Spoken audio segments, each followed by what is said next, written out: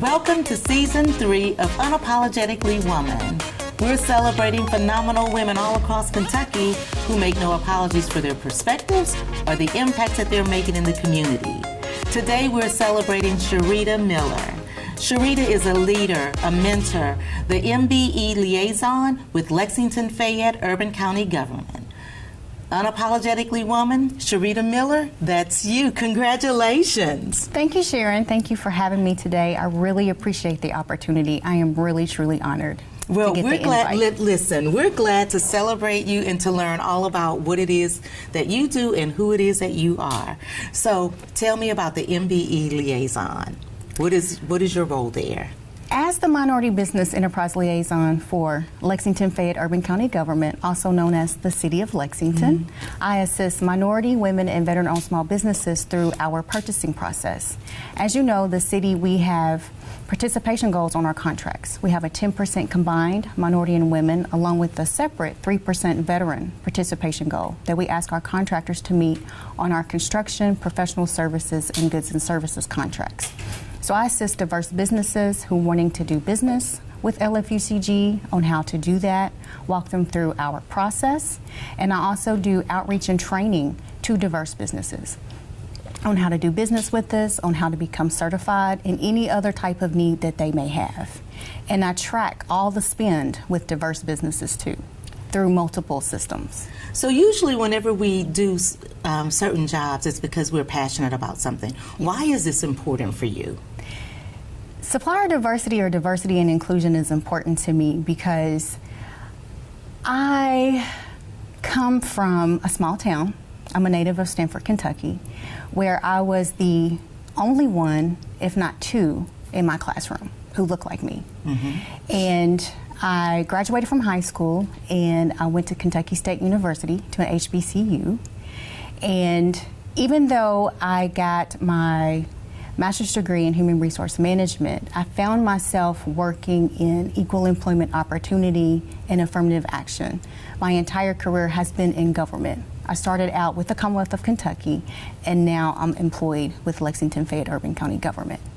And so you're wanting to make sure that the field for minority businesses is expanded and taken advantage of, because we have a lot of skilled minority businesses who could benefit from contracting with LFUCG or anyone else. Absolutely. There are opportunities for diverse businesses out there, minority, women, and veteran.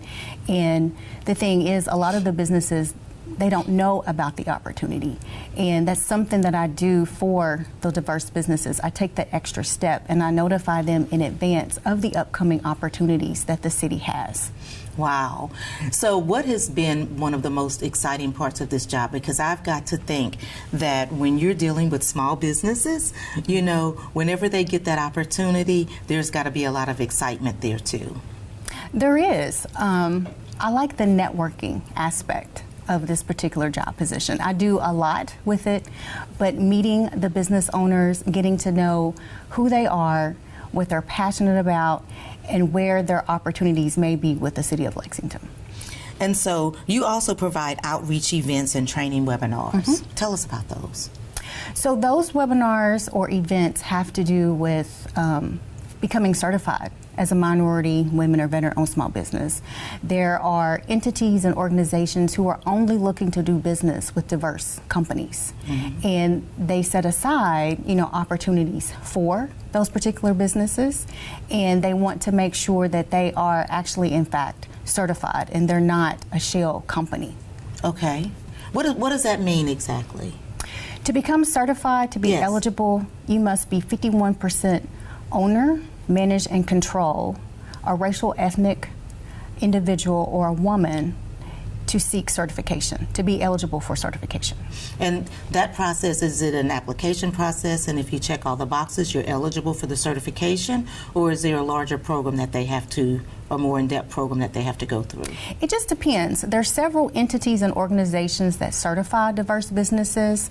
For example, the Kentucky Finance Administration Cabinet, they certify both minority and women-owned businesses. So you must have at least 51% ownership in your business.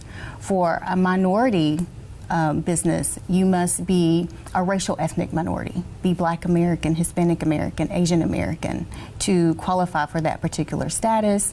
And they look for other information regarding your business, like how long you've owned the business, how long you've been operational, revenue, and etc. There's a lot that goes into it. There is an application process. There's an on-site visit as well. So it's not cut and dry. It is a lengthy process. You've got to prove that you Yes. that you meet all of the criteria in order to. And I always think that if you have to prove it and the application process is so intense, that means that something has happened previously. Correct. Businesses have created shell companies saying that they're minority-owned or women-owned, and in fact, they're not. How do you handle that when you find someone that's presenting one way to you, and actually you find out that they are another way? That's the purpose of that certification program. The application, the on-site visit, because at the on-site visit, they'll ask questions to the business owner or owners that are present to make the determination who in fact really truly own and operate that business on a daily basis. And you can tell because I worked in that particular program when I worked for the finance cabinet. And I had experiences where I was talking directly to, say, the women business owner, but the male answered all the questions.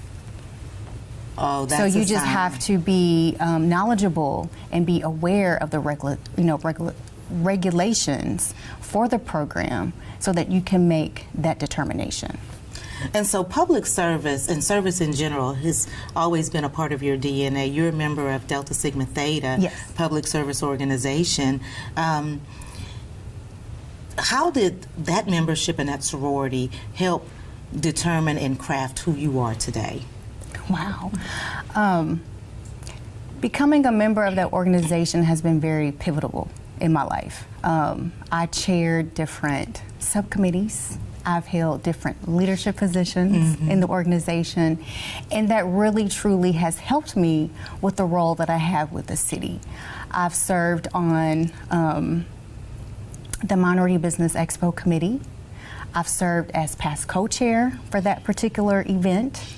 As you know, we both served on the Mayor's Commission for Racial Justice and Equality, the Education and Opportunity Subcommittee. I helped staff that particular subcommittee. I've served on the Juneteenth Planning Committee for LFUCG. And recently, I served on the MBE board and was recently appointed to the Lexington Center Court Board by Mayor Gorton in 2022. Ta-da! So this girl is doing things. I do a lot.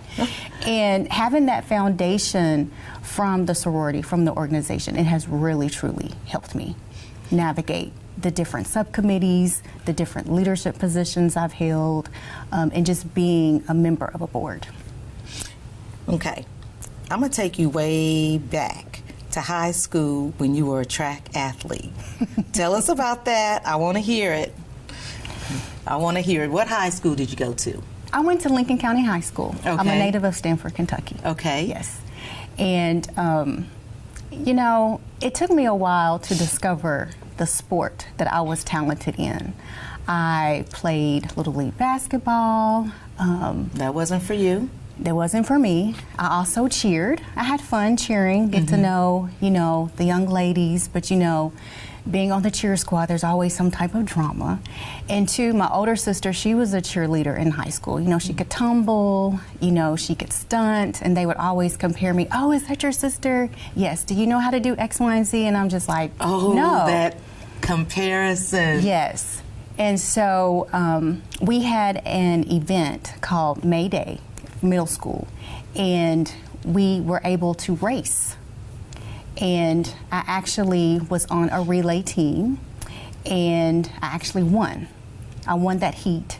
And did you surprise yourself? I did. I did surprise myself. And one of the, I think he was the assistant or maybe the head basketball coach at the time, and he asked me, he was like, have you ever considered running track? And I said, no. He said, you should. He said, for high school. I said, I'm only in the 8th grade. He said, you can still run for high school. So I went to high school my freshman year, and I actually played powder puff football during homecoming, flag football. I grew up, a lot of my cousins, they played, football, basketball. So I know the game, I know how it's played. And I played powder puff football one homecoming, and the track coach, he was watching me. And not only that, but my cousins were watching me too. And I actually ran the ball. And I made all the touchdowns. Yes. Okay. And my team won. And so the track coach was like, have you ever considered running track? And I said no. He said, you should come out in the spring and run track. So I ran track sophomore through my senior year. And I was a sprinter. I did the 100, the 200 dash, the 4x1, and the 800 meter relay. Whoo, that's a lot. Yes, but it was fun. So you found that what was worked my for sport. you. Yes. You didn't just stop because basketball's not for me. I'm not gonna worry about doing anything else. You kept looking for what was a good fit for you. Yes, absolutely. And so wearing a crown on the head is also a good fit for you, from what I understand. Miss 1998 Lincoln County Fair Queen. Yes. Tell me about that. That sounds fun. That was fun. And the funny thing is, I had a part-time job in high school. Anything that we wanted, we wanted vehicles. And my father's like, well, you have to work for it. You have to earn it. Nothing in life is for free. You have to earn it. And so I had a part-time job in high school as well at a grocery store. And a friend of mine, she was also a cashier. And the gentleman who was over the pageant for the fair, he was recruiting more girls from Lincoln County to participate. And my friend, she had been in a pageant before. She actually won one year. And she was like, well, Sherita, if you do it, I'll do it. And I was like, well, I've never been in a pageant before. I've never done that. And so he was just like, well, we really need more girls from Lincoln County to participate. Otherwise, we're going to have to cancel the pageant.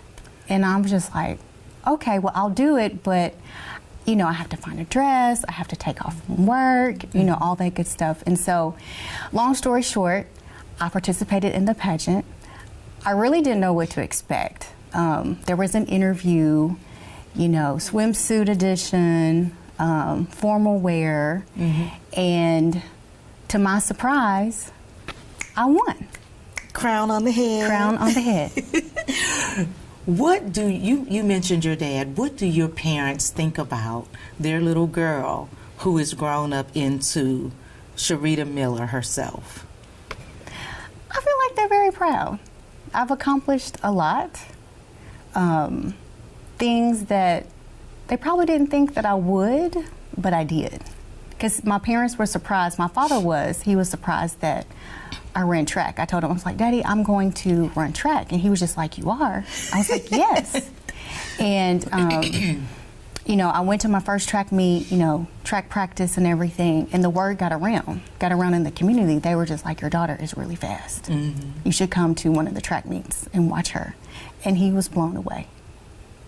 Just in shock of everything. Yes. And so when he looks at the woman that you are today, what do you think? What do you think he's thinking? He's very proud. He'll tell you he's proud of his family. Making you work for that car? Oh yes, he made not only something. myself, but my other two siblings too. I have an older sister and a younger sister. I'm in the middle. Yes. So let me ask you this, and I always ask this to all of the women, because you're going to have young girls and other women who are trying to find their way, watch the show. If you had advice to tell them about anything in life that you think would help them, what kind of advice would that be? Be yourself. Just be you. I always knew that I was different because I didn't fit in. And I knew that God created me to be set apart for a reason. I just didn't know why. So just be yourself, be you, stay confident, and do what you want to do. Achieve your dreams. Thank you so much for joining us today, and congratulations again. Oh, thank you. Continue to watch as we celebrate other phenomenal women just like Sherita Miller. And you heard it from her.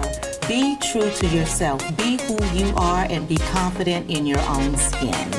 Keep watching us as we celebrate other phenomenal women. We'll talk to you soon.